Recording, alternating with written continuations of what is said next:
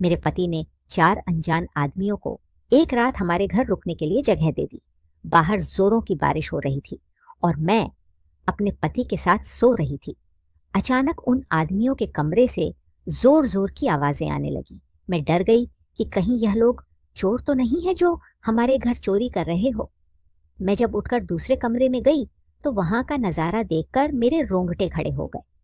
उन लोगों ने पूरी रात मेरे साथ कुछ ऐसा किया कि कमरे में मेरी चीखें गूंजने लगी और मेरे पति ने, हेलो दोस्तों, आज की इस रोमांचक कहानी में आप सभी का स्वागत है। मेरा नाम सीमा है और मेरी शादी कुछ ही सालों पहले अमित से हुई थी। यह अमित की दूसरी शादी थी। उनकी पहली पत्नी का देहांत किसी बीमारी की वजह से हो गया था। अमित को अपनी पहली पत्नी से एक बेटी भी है जिसका नाम रिया है। जब मैं इस घर में आई थी तब रिया 15 साल की थी। अब हमारी शादी को 7 साल हो गए हैं और रिया भी अब 22 साल की हो गई है और कुछ ही दिनों पहले उसकी शादी भी हो गई है। रिया की शादी करवाने के बाद मेरे पति हमेशा की तरह मुझे गांव में छोड़कर शहर चले गए थे और मैं फिर से अपने घर में तन्हा और अकेली रह गई थी। अमित रिया की शादी करवाने के लिए ही कुछ दिनों के लिए वापस गांव आ गए थे, पर इतने सगे संबंधी और रिश्तेदार आए हुए थे कि मुझे उनके साथ अकेले वक्त बिताने का मौका ही नहीं मिला। ससुराल पहुंचकर जब मेरी बेटी रिया का कॉल आया तो उसने कहा, माँ, मैं यहाँ बहुत अच्छी हूँ और मैं इस शादी में बहुत खुश हूँ। मेरे पति मुझसे बहुत प्यार करते हैं और हर वक्त मेरे साथ ही गुजारना चाहते हैं। वह तो मुझे एक पल के लिए भी अकेला नहीं छोड़ते। रिया की सारी बातें सुनकर मैं बहुत खुश थी कि चलो मेरी बेटी को एक अच्छा घर तो मिला, क्योंकि उसकी शादी करवाने के चक्कर में हमने अपने खेत तक गिरवी रख दिए थे। अब हमारे सिर के ऊपर बहुत कर्जा हो गया था। मेरे पति कहते हैं कि वह शहर में काम करके धीरे धीरे यह सारा कर्ज उतार देंगे। मैं जब शादी करके इस घर में आई थी तो रिया बहुत छोटी थी और इसी वजह से अमित ने दूसरी शादी की थी ताकि रिया को माँ का प्यार मिल सके। मैंने उस बिन माँ की बच्ची को अपनी बेटी की तरह ही पाला था और उसे खूब प्यार दिया था। मैंने कभी उसको यह महसूस नहीं होने दिया था कि मैं उसकी सौतेली माँ हूँ। रिया की तरफ से भी मुझे बहुत प्यार मिला था, पर शादी की पहली रात अमित ने मुझसे जो भी कहा था वह सुनकर मेरी आंखों में आंस आ गए थे। मैं सोच भी नहीं सकती थी कि शादी की पहली रात ही मेरे पति मुझे ऐसा कुछ कहेंगे। उन्होंने कहा था कि वह अपनी पहली पत्नी से बहुत प्यार करते थे और वह यह दूसरी शादी करना भी नहीं चाहते थे, लेकिन उनकी माँ ने उनके ऊपर बहुत दबाव डाला था, जिस वजह से उन्हें दूसरी शादी करनी पड़ी। जब से मेरे पति की पहली पत्नी की मौत हुई थी तब से मेरे पति शहर में ही रहने लगे थे और वहीं पर काम किया करते थे। गांव का सारा काम और खेत वगैरह मेरे सास ससुर ही देखा करते थे। मेरे पति को जब भी छुट्टी मिलती वह मेरे पास आ जाया करते थे, लेकिन जब वह चले जाते थे तो मैं तन्हा रात गुजारती थी और उनके प्यार के लिए तड़पती रहती थी। शादी के साल भर बाद ही मैं गर्भवती हो गई थी और मुझे एक बेटा भी हो गया था। जब मेरे पति के बिना मेरा मन नहीं लगता था तो मैं उनसे कहती थी कि आप मुझे भी शहर लेकर चलिए, मैं आपके साथ रहना चाहती हूँ। यूं मुझे अच्छा नहीं लगता, पर वह कहते थे कि मैं शहर में इतने लोगों का खर्च नहीं चला पाऊंगा, इसीलिए तुम बच्चों को लेकर गांव में ही रहो ताकि उनकी पढ़ाई गांव में ही हो सके। हर महीने मेरे पति आते तो थे, लेकिन कुछ दिन रहकर वापस चले जाते थे। ऐसे ही मेरी जवानी धीरे धीरे अकेलेपन में कट गई थी और अब मैं 35 साल की हो गई हूँ रिया की। शादी के कुछ दिनों बाद ही मेरे पति ने मुझे कॉल करके कहा, सीमा, एक बड़ी मुसीबत आ गई है। मेरा काम चला गया है और मुझे कहीं भी काम नहीं मिल रहा है। मैंने उनसे कहा कि आप गांव में ही आ जाओ और खेती संभालो। लो तो मेरे पति ने कहा, सीमा, हमारे ऊपर बहुत कर्जा हो चुका है। अगर मैं शहर में काम नहीं करूंगा तो यह कर्ज कैसे चुकाऊंगा, और फिर तो खेत भी हमारे हाथ से निकल जाएंगे। मैंने कहा, अब तो रिया की शादी भी हो गई है, क्यों ना मैं भी शहर में ही आ जाऊं और काम में आपकी मदद कर दूं।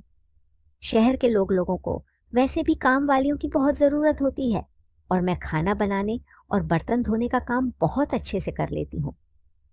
मेरे पति ने थोड़ी देर सोचने के बाद कहा, ठीक है, अगर तुम्हें यह सब काम करने में तकलीफ नहीं है तो आ जाओ, क्योंकि अब हमारे पास कोई और रास्ता नहीं है। हमें हमारे खेतों को बचाना होगा। अपने बेटे को सास और ससुर के पास छोड़कर मैं शहर की ओर रवाना हो गई। पैसों की ज़रूरत को देखते हुए मेरे सास ससुर ने भी मुझे शहर जाने की इजाज़त दे दी थी। मुझे लगा काफ़ी सालों के बाद अब मेरे दिल की मुराद पूरी होगी। काफ़ी सालों से मैं अपने पति के प्यार के लिए तड़पी हूँ और अब मुझे वह प्यार मिलने वाला था। जब मैं पति के पास पहुंची तो मेरे पति मुझे देखकर बहुत खुश हुए। मुझे पता है कि वह भी रात अकेलेपन में ही गुजारते हैं। शहर पहुंचकर कुछ दिनों के अंदर ही मुझे 2 घरों का काम मिल गया। मैंने सोचा कि कुछ घरों का काम और मिल जाए तो अच्छे खासे पैसे आएंगे। गांव के मुकाबले शहर के लोग काम के अच्छे पैसे देते हैं। एक रात काम खत्म करने के बाद मैं अपने पति के साथ बातें कर रही थी, तभी बाहर बारिश होने लगी। बारिश बहुत तेज हो रही थी और रुकने का नाम ही नहीं ले रही थी। करीब रात के 11 बजे किसी ने हमारे घर का दरवाज़ा खटखटाया। मेरे पति ने सोचा कि इतनी रात को कौन आ गया होगा।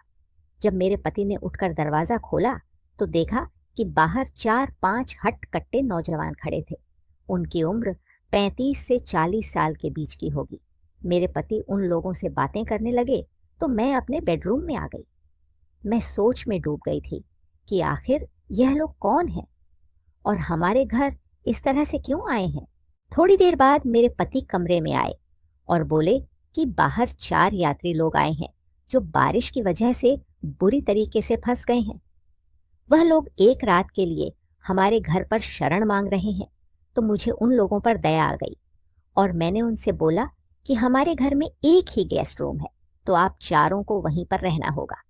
मुझे तो अपने कानों पर यकीन ही नहीं आ रहा था कि मेरे पति 4 अनजान लोगों को इस तरह से घर में कैसे रहने दे सकते हैं।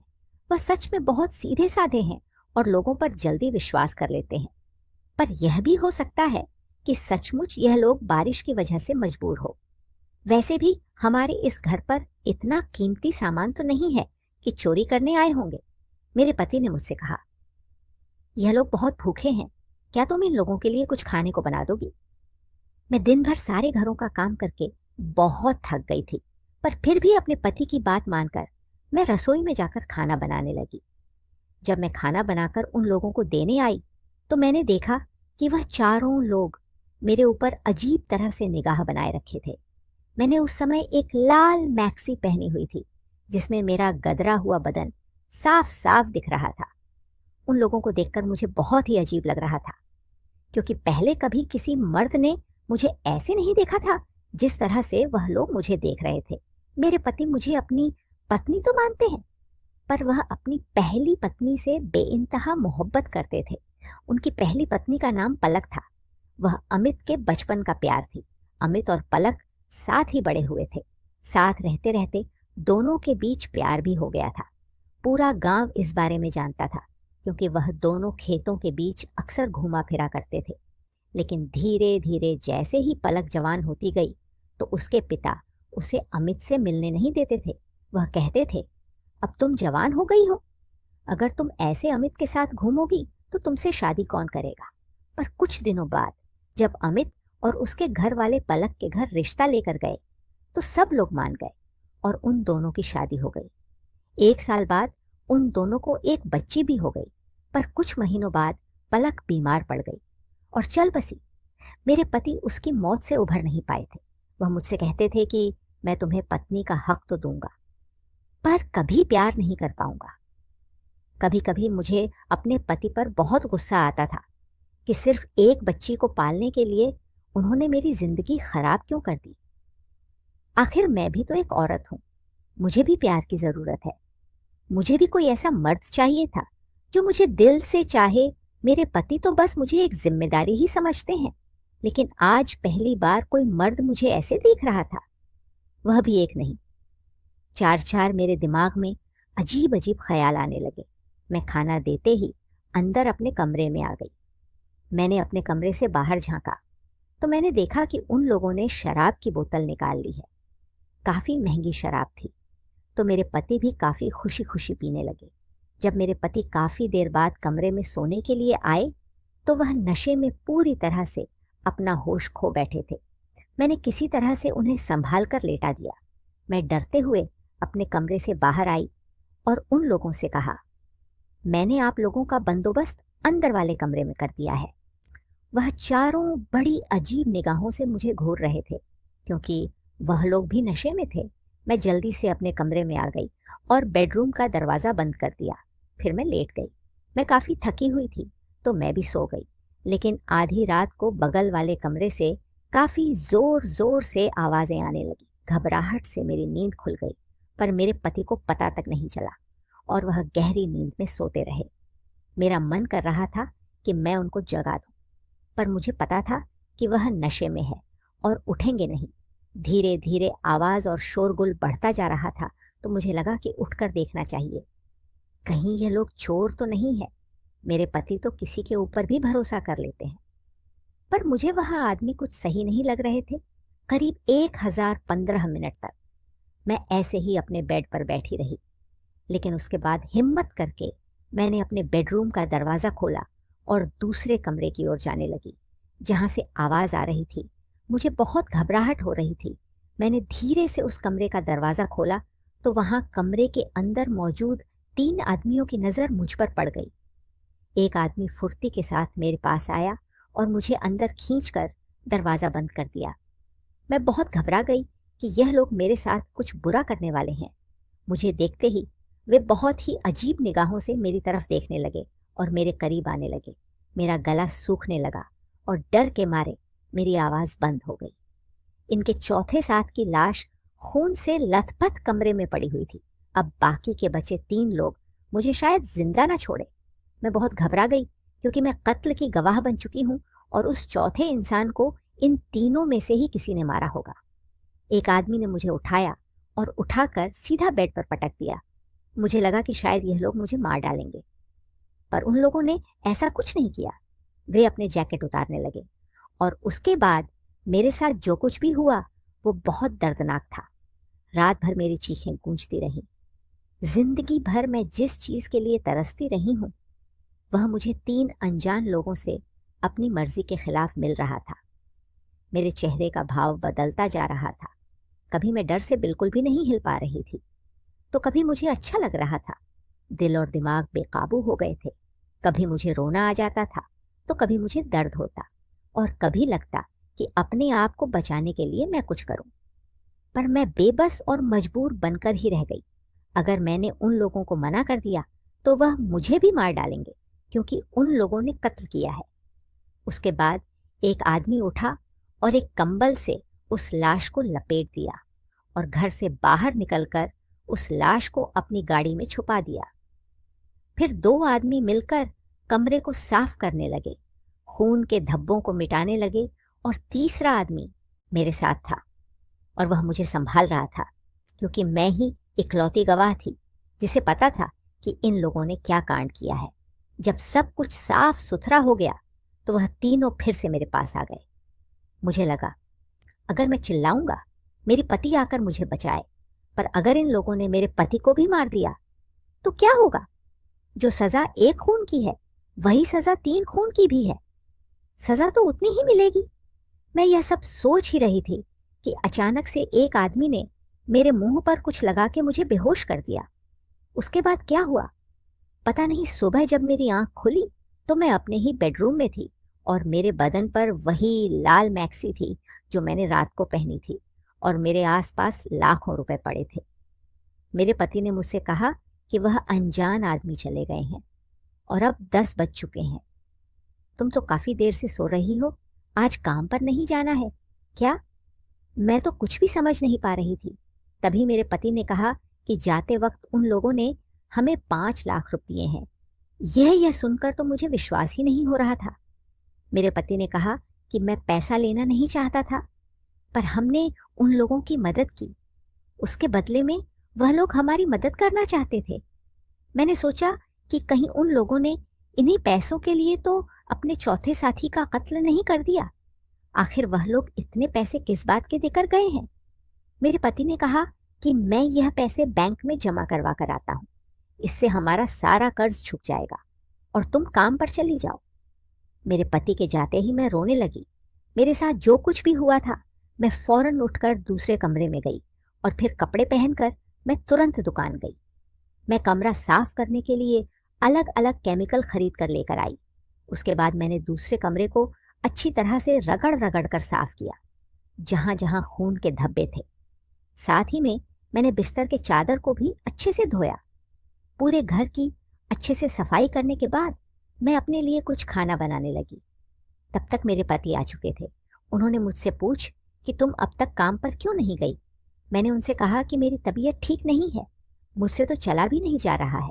लेकिन अगले ही पल मेरे पति दूसरे वाले कमरे में गए और चिल्ला चिल्ला कर मुझे बुलाने लगे। मैं काफी डर गई कि कहीं मेरे पति को कुछ पता तो नहीं चल गया। जब मैं उनके पास आई तो उन्होंने कहा कि अब तुम्हें काम करने की जरूरत नहीं है। मेरे दिल की धड़कन बहुत तेज हो गई थी। उन्होंने कहा, मैं सोच रहा हूं कि इस कमरे को होम स्टे बना दूं। इंटरनेट पर इस कमरे की तस्वीर खींचकर डाल दूंगा और ऑनलाइन बुकिंग करके कोई भी इंसान इस कमरे में रात में रह सकता है और तुम उसे खाना बना देना। हम इसके लिए अच्छे खासे पैसे चार्ज लेंगे, जिससे हम दोनों को काम करने की जरूरत नहीं पड़ेगी और हम यह बिजनेस चलाएंगे। यह सुनकर तो मेरे सिर पर मानो आसमान टूट पड़ा और मैं फिर से उन रात के ख्यालों में खो गई, जो कुछ भी मेरे साथ हुआ था और जो कुछ भी मैंने अपने दिल में दफना दिया था। मैं एक कत्ल की साक्षी थी और मेरे साथ जुर्म हुआ था। अब मुझे इसी डर से जिंदगी बितानी थी कि कहीं पुलिस ढूंढते हुए हमारे घर तक ना पहुंच जाए और मेरी जिंदगी खाक में ना मिल जाए। शायद मुझे पुलिस के पास जाकर सारी बातें बतानी थी, पर मेरे साथ जो कुछ भी हुआ था वह घर समाज को पता चल जाए तो मैं कैसे जी पाऊंगी। शायद वह मरा हुआ आदमी इंसाफ का इंतजार कर रहा होगा, पर मेरे साथ भी तो नाइंसाफी हुई थी। कमेंट करके जरूर बताइएगा कि आपको यह कहानी कैसी लगी।